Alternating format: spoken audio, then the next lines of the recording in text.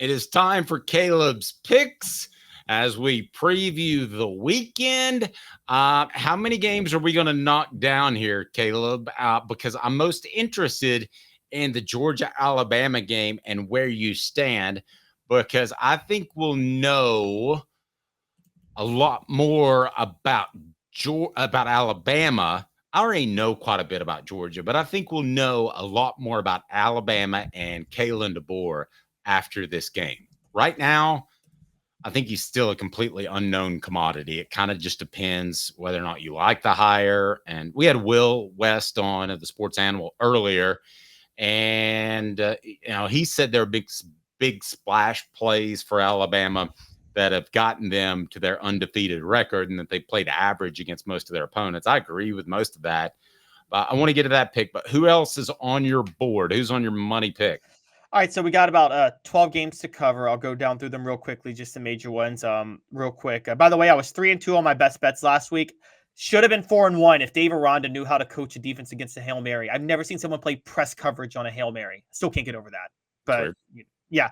All right, so Ole Miss, Kentucky. I got Ole Miss covering the 17.5 spread and over 52.5. I don't know if you agree with me on that or not, but I think Ole Miss is going to blow Kentucky out of the water. I agree with that. I think that Ole Miss keeps rolling before a chemistry issue arises that I don't know what it's going to be, but I think at some point it does, and that thing crumbles down midseason. Okay. Oklahoma State +5 against Kansas State, the over 54.5. Both teams were upset last week, but I got Oklahoma State covering this one. Or I'm not losing by as much as 5. Kansas State's favored by 5. They won't beat Oklahoma State by 5. And there. Texas A&M -4 against Arkansas. I could see Arkansas looking ahead to Tennessee, of all people, funny enough, and Texas A&M beating them a lot more comfortably. So I've got Texas A&M -4 in the over 51.5. I'll tell you what, if Arkansas is looking ahead to anybody, they need a... That's crazy. Because they're not that good. All right. Yep. Notre Dame -6.5 over Louisville. I think they cover that easily. I got the over 45. They burned me. That's crazy. I don't know about that. You think Louisville's going to cover that? Yeah, I just don't like Notre Dame's head coach. And do you remember I came back from that stance a little bit, and then sure enough, the next week they lost? Yeah. I just remember, listen, I don't want to read too much into this, but I remember when he was hired and they had a microphone in the locker room or the players, wherever they meet or whatever it is. Maybe it was the church there on campus. I don't know. But they celebrated. So I think a lot of times, I think Josh Heupel is a rare exception of a player's coach actually being a disciplinarian and being able to handle things and have a good culture. I just don't believe in Freeman long term. I think the wheels come off at some point, and it may be this year. I think that's probably true. I don't not believe it, but I think at home against Louisville, I think Louisville is very overrated talent-wise, and there's some chemistry issues with Louisville with the way they mismanaged NIL in the offseason. So that's a plastic undefeated record they have, if I can use that word. At least they don't have a problem of their biggest booster being a big racist. Oh, anyway, they moved on from that. That's right. The Papa John's guy. Yes, that's right. Oh, Lord. Who's been replaced by Shaq. All right. Who's up next? So even though they just let me down, I think the spread's too high. Mississippi State +39 at Texas over 62.5. But Mississippi State has a horrible defense. I think their offense can score. I'm still not giving up on Jeff Lebby. I think they'll figure it out. So Mississippi State +39. Are they putting Quinn Ewers back? Quinn Ewers is back, right? I think he is. Yeah. Well, the idea was to go back with Quinn Ewers. I will say that's crazy. Well, now I think I agree with you. Hey now. So I will say that Mississippi State covers that number as you have an adjustment to make at quarterback going back to Ewers, which is what I've been told. Or you have more Arch Manning, who's still inexperienced despite his incredible play versus UT San Antonio a couple weeks back. Yes, exactly. All right, so 3 more before the best bets. Actually, 2 more because I'm saving Alabama, Georgia for last because we'll get to that. But Penn State, Illinois, I got Penn State covering the 19-point spread, and I got the over 47.5. That's James Franklin and Brett Bielema. So I'm going on James Franklin covering. And then LSU, South Alabama, I think LSU covers the 22.5, and that game hits the over 65. So. Well, I keep hearing that LSU's offense is supposed to be good.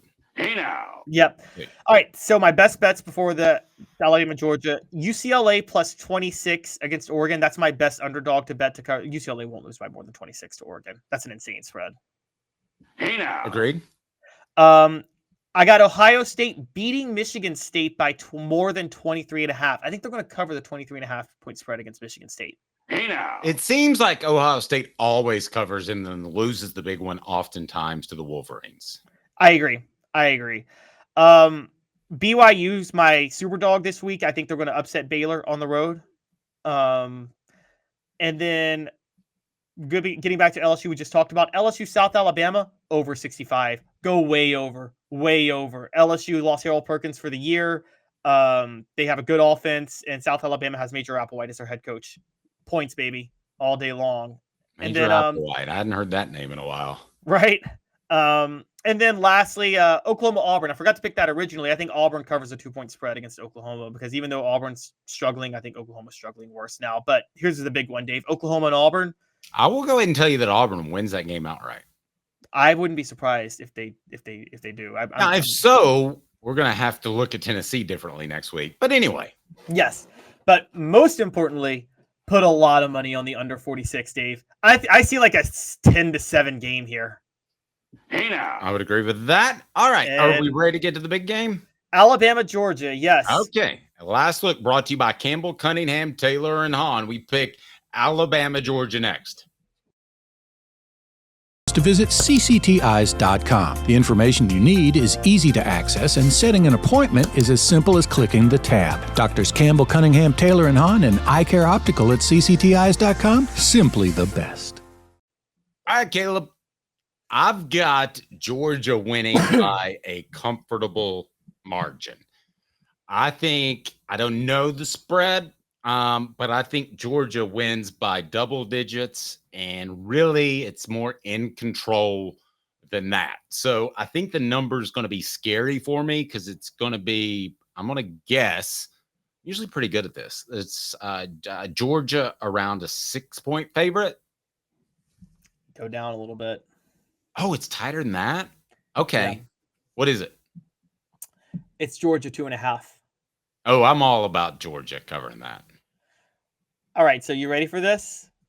Last night, I was ready to go in with you on Georgia because I said that once Jalen Milroe plays faster offenses, his lack of fit in Kalen DeBoer's system will be exposed. That's what I kept insisting. I was ready to go to it, and then I turned on our guy Josh Pate, funny enough, of all people, and he brought up something I didn't think about. Dave, what happened last year when Kalen DeBoer faced Dan Lanning twice? I don't know. Educate me. He beat him both times. Yes. The year before, he beat Oregon. I thought you were going to give me more than that. Hold on. You're going to tell me how he beat him. Okay, go ahead. Kalen DeBoer faced Dan Lanning 3 times in 2 years at Washington. Once at home, once on the road, once at a neutral site. He won all 3 games. Dan Lanning runs Oregon, and this is all relative, but is it fair to say that Oregon is relative to the talent in the West Coast, the Georgia of the West Coast? Whereas wait, say that again? Dan Lanning is building Oregon the way he's building Oregon the same way Kirby Smart's building Georgia. He's trying to establish that same identity.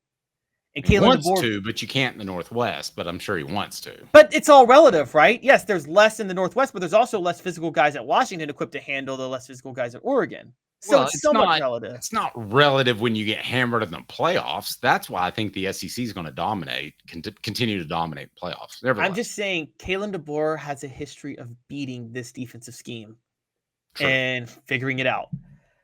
And so I kind of thought after he said that, I'm like, oh, I need to rearrange this. And Alabama's at home. They're excited. They're not going to have the distraction of Nick Saban Field. I'm hedging. You're going to hate me on this, Dave. I'm hedging. I'm splitting the baby. I think Georgia wins, but I think they win by 1. So I have Alabama covering the 2.5-point spread. And on the flip side, if Kalen DeBoer has been holding stuff back the way Josh Heupel has been able to do in a different way, could this be Kalen DeBoer's coming out party? Would that be a better story if Kalen DeBoer, let's say, hammered Georgia? And then you're suddenly talking about Georgia is mortal, and there's another great team or great coach in the SEC. What's the better storyline as a journalist? Oh, I think it's that one. That one's obviously the better storyline Yeah. because then everybody's going to talk about Kalen DeBoer's backstory. And by the way, if he does that, Alabama's already recruiting well. Can you imagine what the momentum is going to help them on the trail? And guys, I think Alabama is out to prove that they're still Alabama. They still have the horses. I do think, by the way, I think the game is, and I can't believe I'm saying this, but I think the game's going to hit the over 48.5. I think Georgia's offense, when Carson Beck needs to, Carson Beck turns into an NFL quarterback and can gunsling it all over the field.